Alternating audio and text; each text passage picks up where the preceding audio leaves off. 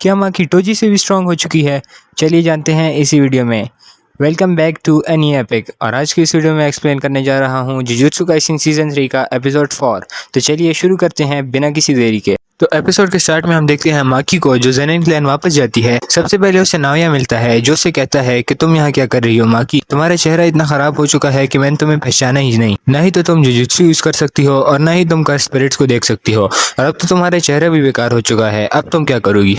Utah और मेगमी के साये में छुपते रहोगी? माकी इसे इग्नोर करती है और आगे बढ़ती है अंडरग्राउंड वेयरहाउस की तरफ जहाँ सारे कर्स टूल्स पड़े होते हैं। माकी की मदर उसे कहती है क्या तुम भूल गई कि हम वहाँ अंदर अलाउ नहीं है? माकी कहती है टेंशन ना लो, मेरे पास क्लैन हेड की परमिशन है। माकी ने मेगमी को बताया था कि नाओबिटो की वसीयत के हिसाब से मेगमी अब क्लैन का हेड बन चुका है। मेगमी उसे कहता है कि मुझे नहीं बनना कोई क्लैन का हेड और ना ही मुझे जायदाद की जरूरत है। माकी से समझाती है कि अगर वो one of the big 3 clans का हेड बन गया तो उन्हें सारी ऊपर की इन्फॉर्मेशन मिल जाएगी। मेगमी उसे कहता है तुम मेरी जगह हेड बन जाओ। माकी उसे कहती है कि वो लोग मुझे कभी क्लैन हेड के तौर पे एक्सेप्ट नहीं करेंगे। तुम्हारे पास क्लैन की खास टेक्निक है और तुम डोमेन एक्सपेंशन भी कर सकते हो, और वैसे भी माकी अभी क्लैन हेड बनने को तैयार नहीं है। माकी की मदर उस पर बहुत ज्यादा चिल्लाती है, लेकिन माकी फिर भी वेयरहाउस का दरवाजा खोल देती है। अंदर शॉक हो जाती है अपने फादर को देखकर। दूसरी तरफ जिनिची नाओया से बात कर रहा होता है कि अगर मेगमी है क्लैन का हेड बन गया तो ये ज्यादा अच्छा डिसीजन होगा, क्योंकि मेगमी के गोजो क्लैन और कामो क्लैन के साथ अच्छे रिलेशनशिप्स हैं, लेकिन वो उसे सारा पैसा और जायदाद नहीं लेने दे सकते और वो उसे मार भी नहीं सकते क्योंकि इससे गोजो और कामो क्लैन इनके अगेंस्ट हो जाएंगे। लेकिन जुजुत्सु हायर अप्स के नोटिस के हिसाब से गोजो को कोई भी फ्री नहीं करेगा और ये क्राइम कंसिडर किया जाएगा, और हम इसी को अपने फायदे के तौर पर इस्तेमाल करेंगे। हम मेगमी, माए और माकी को मार देंगे और सबको कहेंगे कि ये लोग गोजो को फ्री करने की कोशिश कर रहे थे।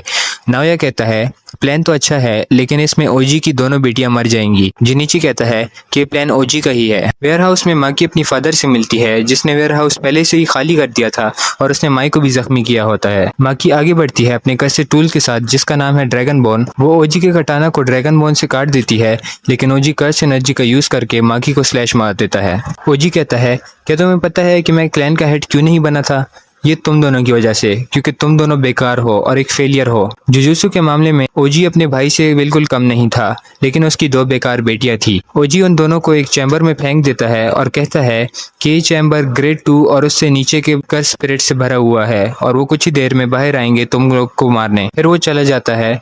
माई अपने आप को घसीटती है और माकी के नजदीक आती है। माकी अपनी आंख खोलती है एक ख्वाब जैसी जगह में। माई कहती है कि वो अपनी कर्स एनर्जी से कुछ भी बना सकती है, लेकिन उसकी कर्स एनर्जी इतनी कम है कि वो पूरे दिन में सिर्फ एक ही बुलेट बना पाती है। वो उससे कहती है कि वो माकी के लिए कुछ ऐसा बनाएगी जिसके प्रोसेस में वो मर जाएगी। माकी को कुछ समझ नहीं आती और उसको रुकने को बोलती है। माई कहती है कि इनका जुड़वा होना ही माकी की कमजोरी की वजह है। माकी के पास हेवनली रिस्ट्रिक्शन तो है, लेकिन वो टोजी जितनी पावरफुल नहीं बन सकती, क्योंकि जुजुत्सु की दुनिया में जुड़वों को एक ही माना जाता है, और क्योंकि माई के पास कर्स टेक्निक है इसलिए माकी हेवनली रिस्ट्रिक्शन का पूरा फायदा नहीं उठा सकती। लेकिन जब माई मर जाएगी तो अपना कर्स टेक्निक अपने साथ ले जाएगी, जिसकी वजह से माकी हेवनली रिस्ट्रिक्शन का पूरा फायदा उठा पाएगी। माई माकी को कुछ देती है और कहती है कि वादा करो कि तुम सब कुछ तबाह कर दोगी।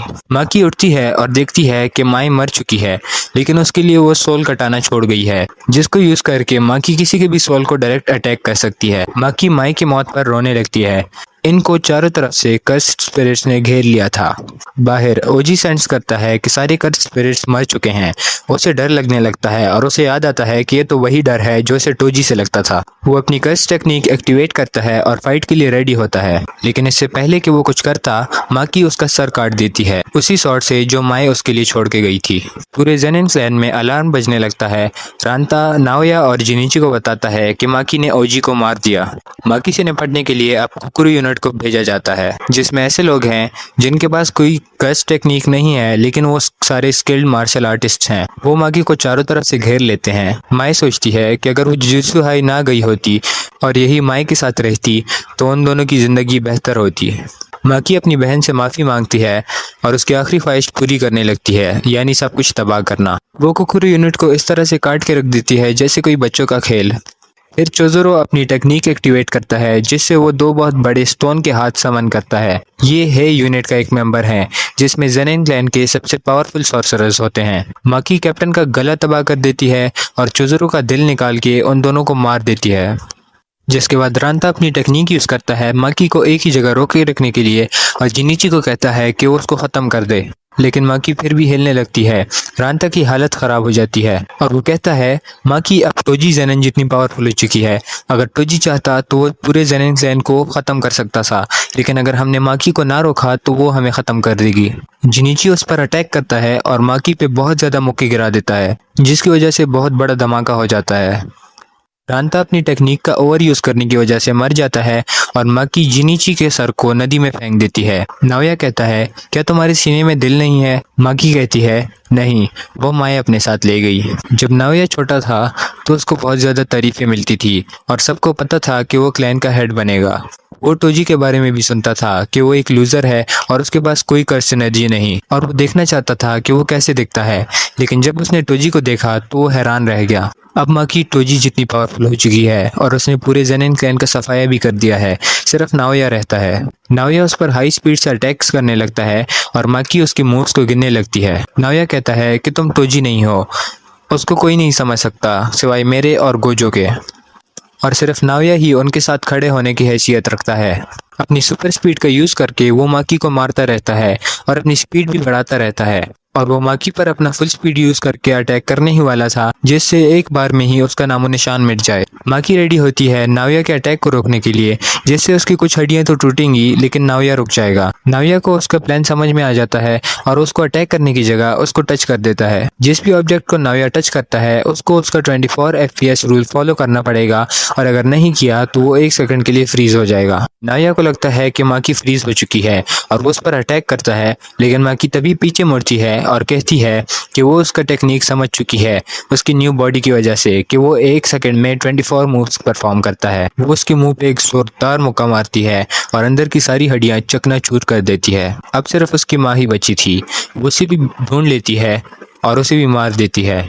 हम देखते हैं कि नाओया अभी भी जिंदा है, लेकिन पीछे से माकी की मदर आती है और उसके कमर में चाकू मार देती है और वो दोनों वहीं मर जाते हैं।